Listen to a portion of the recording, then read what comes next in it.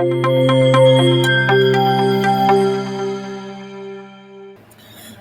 بہت شکریہ قمر مجھے آج مدعو کرنے کا اور اس موضوع پہ بات کرنے کے حوالے سے. بیسکلی بہت ساری جو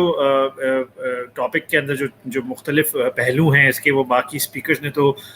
کافی ڈیٹیل میں ان پہ ذکر بھی کیا ہے اور ان پہ بات بھی کی ہے. میں کچھ تھوڑا سا بیسکلی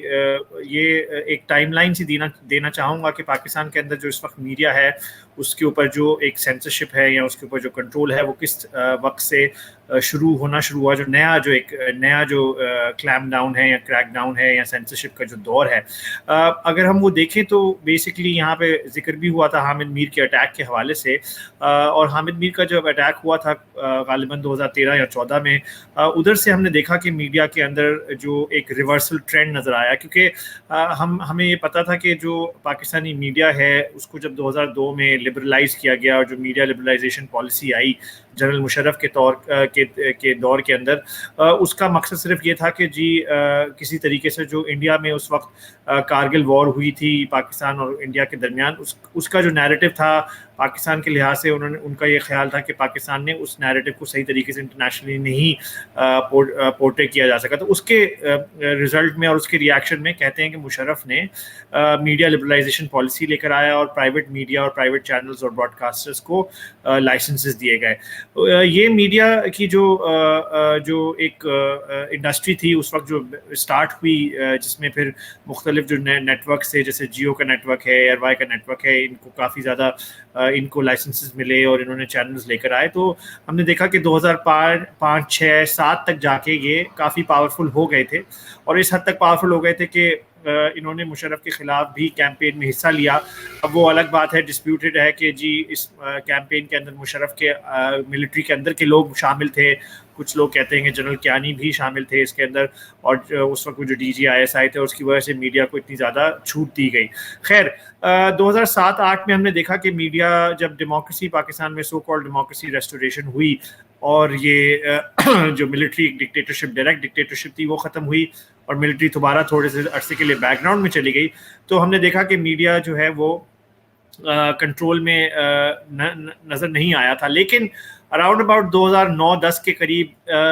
جس طریقے سے میڈیا کو کنٹرول میں لانے کی کوشش کی، اس میں سب سے پہلا جو کردار تھا وہ تھا آئی ایس پی آر کا. اور آئی ایس پی آر نے اپنے آپ کو ایک پورا، اب اس وقت اگر دیکھا جائے تو آئی ایس پی آر ایک کور کے طور پہ چلتا ہے. اور ان دنوں میں پہلے تو آئی ایس پی آر کے اندر جنرل نہیں ہوتا تھا، لیکن یہ mid 2000 سے جو ہے وہاں پہ جنرل کو لگانا شروع کیا، اور اس کو آئی ایس پی آر کے جو ٹینٹیکلز تھے اور آئی ایس پی آر کے جو کنٹرول تھا اس کو پورے جو پاکستانی میڈیا ہے، مین اسٹریم میڈیا ہے، اس میں پھیلایا گیا. اور پھر 2013-14 میں جب حامد میر پہ اٹیک ہوا 2014 میں آئی تھنک ہوا تھا، اس کے بعد سے ہم نے دیکھا کہ میڈیا کا جو ریورسل ٹرینڈ سٹارٹ ہوا، جو انڈیپینڈنس تھی میڈیا کی، وہ ساری کی ساری میڈیا میں سے واپس لے لی گئی اور مائکرو مینجمنٹ شروع ہو گئی. اور پہلے یہ مین اسٹریم میڈیا سے شروع ہوئی، اور مین اسٹریم میڈیا میں انہوں نے سب سے جو ٹاپ کے جو اینکر تھے اور جو ٹاپ کے جو چینل تھا اس کے خلاف کارروائی کی، جس میں حامد میر کے خلاف کارروائی ہوئی. اور اس کے بعد ہم نے دیکھا کہ پھر سیکنڈ نمبر پہ ڈان جو اخبار تھا، انگریزی کا اخبار، اس کے خلاف بھی جو کارروائی ہوئی. ڈان لیگز کے طور پہ ان کے خلاف کافی زیادہ کیمپین چلا اور ان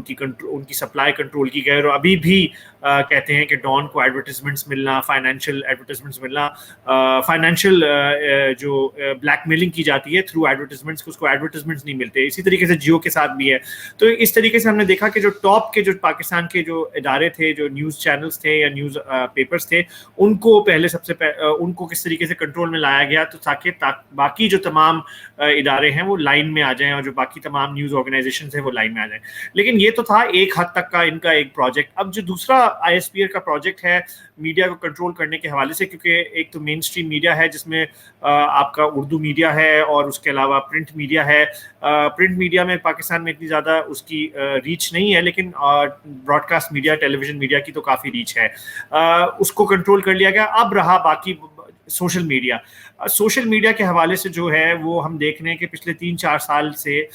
جو پاکستانی گورنمنٹ ہے اور جو پاکستانی ریاست اور اسٹیٹ اور جو ملٹری ہے اس کو کافی مشکلات کا سامنا کرنا پڑا ہے کہ اس کو کس طریقے سے کنٹرول کیا جائے. اس میں ہم نے دیکھا کہ جو ہے پہلے سوشل میڈیا کے اوپر 2012 میں جس طریقے سے ایک یوٹیوب کے اوپر بین لگایا گیا, 4-5 سال وہ بلاسفیمی کے نام پر بین لگایا گیا, ٹویٹر پہ اسی طریقے کا بین لگایا گیا, فیس بک پہ اسی طریقے کا بین لگایا گیا. پھر ابھی پچھلے دنوں سوشل میڈیا کے حوالے سے نئے انٹرنیٹ رولز کو متعارف کیا گیا, prevention of electronic crimes act کو متعارف کیا گیا, اور تھرو لیجسلیشنز آپ یہ دیکھ رہے ہیں کہ پہلے ایک وقت ہوتا تھا کہ جی میڈیا کو اگر کنٹرول کرنا ہوتا تھا تو تھرو فون کالز کر لیا جاتا تھا یا ڈائریکٹ تھریٹس دے کے یا انڈائریکٹ تھریٹس دے کے. اب تو پارلیمنٹ خود اس طریقے سے لیجسلیٹ کر رہی ہے, اور یہ صرف ابھی کی پارلیمنٹ نہیں ہے, اگر آپ دیکھیں تو پریونشن آف الیکٹرانک کرائم نے پاس کیا تھا, نواز شریف کی گورنمنٹ نے اپنی ایک وکٹم بنی پھرتی ہے فوج کی اور ملٹری کی, اور انہوں نے اس طریقے کی حرکتیں کی. اور اس سے پہلے ہم دیکھتے آئے ہیں کہ جو مختلف سو کالڈ جمہوری حکومتیں ہیں انہوں نے بھی کچھ خاص نہیں کیا میڈیا کی آزادی کے حوالے سے. تو اب ہم دیکھ رہے ہیں کہ اب جو زیادہ تر فوکس ہے پاکستان میں وہ ہے سوشل میڈیا کے حوالے سے, اور سوشل میڈیا کو کس طریقے سے کنٹرول کیا جائے. اور اس میں ہم دیکھ رہے ہیں کہ دوبارہ جیسے بصیر صاحب نے بھی مینشن کیا, ایک نیا قانون لے کر آیا جا رہا ہے جس کے اندر انہوں نے ڈیفیمیشن لا کے تحت کہا گیا ہے کہ جی آرمی چیف کے حوالے سے بات کی گئی تو اس کے اوپر, یا آرمی کے حوالے سے بات کی گئی تو اس کے اوپر نئے فائنز لگیں گے اور جیل ہو سکتی ہے. تو اس وقت پاکستان میں بیسکلی ان تمام جو کنٹرولز ہیں اور ان تمام جو میجرز ہیں اس کی وجہ سے ہو یہ رہا ہے کہ پاکستان میں سیلف سینسرشپ بہت زیادہ ہائٹ پر ہے. اور سیلف سینسرشپ ہائٹ پہ اتنی زیادہ ہے کہ جو جرنلسٹ ہیں وہ کوئی بھی ایسا ٹاپک ہو جو کانٹروورشل ہو اس کو ٹچ ہی نہیں کرتے, سرے سے اس پہ بات ہی نہیں کرتے. اور جس کی وجہ سے اگر جس جمہوریت میں اگر پاکستان میں جمہوریت ہے اور اس جمہوریت میں اگر میڈیا آزاد نہ ہو اور اگر میڈیا کو کھلے عام بات کرنے کی آزادی نہ ہو تو اس جمہوریت کی کریکشن نہیں ہو سکتی, اس جمہوریت کو میں امپروومنٹ نہیں آ سکتی, وہ جمہوریت الٹا ریگریشن کی طرف جاتی ہے. اور ہم پاکستان میں یہی دیکھ رہے ہیں کہ جو ڈیموکریسی ہے اور جو ڈیموکریٹک اسٹینڈرڈس ہیں وہ ریگریشن کی طرف جا رہے ہیں. اور اس میں یہ تمام جو فوج ساتھ ساتھ, لیکن جو جمہوری اس کے اندر جو سو کالڈ جمہوری پارٹیاں ہیں وہ بھی شامل ہیں, جو انڈیپینڈنٹ باڈیز ہیں اس میں جس طریقے سے پیمرا ہے وہ بھی شامل ہے, اس کو سو کالڈ انڈیپینڈنٹ کہا جاتا ہے لیکن اس کو بھی گورنمنٹ ایز اے ٹول استعمال کرتی ہے. ISPR جس کا تعلق صرف اور صرف وار ریلیٹڈ اپڈیٹ سے یا کانفلکٹ ریلیٹڈ اپڈیٹ سے ہونا چاہیے, وہ بھی اس کو کنٹرول کرتا ہے. اس کے ساتھ ساتھ جوڈیشری بھی اس میں شامل ہے. اور سیڈلی بات یہ ہے کہ ہمارے جو پاکستانی یونینز ہیں, جو جرنلسٹ یونینز ہیں اور جو پریس کلبز ہیں, وہاں پر بہت زیادہ کرپشن ہے. وہاں پر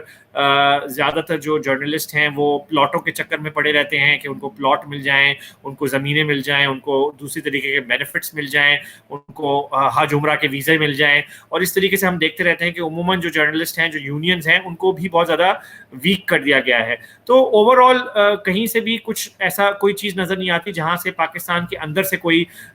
ہمیں کوئی ایسی امید کی کرن نظر آئے جس سے ہم یہ کہہ سکیں کہ شاید یہاں سے کوئی تبدیلی آ سکے, یہاں سے کوئی چینج آ سکے, یا یہاں سے کوئی میڈیا کے حوالے سے کوئی فریڈم آ سکے. ہاں البتہ اب ہمیں جو دیکھنا ہے وہ یہی دیکھنا ہے کہ کس طریقے سے ہم انٹرنیشنلی اس پریشر کو بلڈ کر سکتے ہیں پاکستان کے اوپر. اور اس میں جیسے ہم نے ابھی دیکھا یورپین یونین کے اندر بھی, یورپین پارلیمنٹ میں جس طریقے سے جو ریزولوشن پاس ہوئی ہے فریڈم آف اسپیچ کے حوالے سے اور بلاسفیمی کے حوالے سے, کہ جو فریڈم آف اسپیچ کے خلاف جو اٹیکس ہو رہے ہیں یا جو بلاسفیمی کے حوالے سے جو ایکوزیشنز میں ہم نے دیکھا ہے کہ بڑھاوا آیا پاکستان میں, اس کے حوالے سے کافی کنسرن پائی جاتی ہے یورپین یونین کے اندر, یورپین پارلیمنٹ میں. اسی طریقے سے فرانس میں فرینچ گورنمنٹ نے بھی یہاں پہ پچھلے دنوں کافی اسٹرانگ اسٹیٹمنٹس دی ہیں. انٹرنیشنلی ہمیں دیکھنا پڑے گا کہ UK, US, یہ جو تمام کنٹریز ہیں جو پاکستان کے ساتھ ان کے روابط ہیں اور اکنامک انٹرسٹس ہیں اور جیو اسٹریٹجک انٹرسٹس ہیں, ان کو ہمیں بار بار ریمائنڈ کرنا چاہیے کہ یہ کنٹریز کے اکنامک انٹرسٹ اور geo strategic interest should not supersede the human rights interest. Human rights interest جو ہیں وہ سب اس کو فوقیت دینی چاہیے. ہیومن رائٹس انٹرسٹ کو سب سے زیادہ اہمیت دینی چاہیے, اور ہمیں بار بار جو انٹرنیشنل آڈینس ہیں, جو انٹرنیشنل اسٹیک ہولڈرز ہیں اس خطے میں, ساؤتھ ایشیا کے اندر, پاکستان کے اندر اور اس تمام ساؤتھ ایشین ریجن کے اندر, ان تمام کو بار بار یہ ریمائنڈ کرانا چاہیے کہ ان کی رسپانسبلٹی ہے کہ پاکستان کو اکاؤنٹیبل ٹھہرایا جائے اور پاکستان کو رسپانسبل ٹھہرایا جائے ان تمام چیزوں کے حوالے سے. اور ہم نے دیکھا ہے کہ یہ صرف باقی ممالک میں بھی ابھی اس کے حوالے سے کافی زیادہ موومنٹ نظر آ رہی ہے. رشیا کے حوالے سے ہم دیکھیں, چائنا کے حوالے سے ہم دیکھیں, ٹرکی کے حوالے سے ہم دیکھیں, سعودی کے حوالے سے ہم دیکھیں, ایران کے حوالے سے دیکھیں ہم, یہ تمام ایسی آپریسو رجیمز ہیں جہاں پہ پریس فریڈم الاؤڈ نہیں ہوتا, اور اس کی وجہ سے کافی زیادہ جو ویسٹ میں ممالک ہیں وہ اپنی جو وہاں کی عوام ہے اور جو وہاں کی گورنمنٹس ہیں ان کے پریشر میں آ کے ان کے خلاف ایکشن لیتی ہیں. اور ہمیں پاکستان کے بھی حوالے سے اسی طریقے سے انٹرنیشنل فورمز میں اس بات کو اٹھانا پڑے گا اور اس بات کو پہ زور ڈالنا پڑے گا کہ جو انٹرنیشنل کمیونٹی ہے وہ پاکستان کو اکاؤنٹیبل ٹھہرائے. اور ورلڈ پریس فریڈم ڈے جس طریقے سے آج ہم اس موضوع کے لیے ہم جب سب ساتھ اکٹھے ہوئے ہیں تو ہمیں اس بات یہ میسج لے کے یہاں سے جانا چاہیے کہ جو ہم کر سکیں اپنی کیپیسٹی میں, مثلا کہ فار ایگزامپل میں یہاں پیرس میں ہوتا ہوں تو یہاں پر رپورٹرز وداؤٹ بارڈرز ہے, ان کے ساتھ میرے کافی کلوز ریلیشنز ہیں. اسی طریقے سے اور جس طریقے سے جو فرانسیسی حکومت ہے یا یورپین یونین ہے ان کے جو مختلف ممبرز آف پارلیمنٹس ہیں ان کو اپروچ کیا جانا چاہیے اور ان کو بتانا چاہیے کہ پاکستان میں کیا ہو رہا ہے اور پاکستان کو اکاؤنٹیبل ٹھہرایا جائے.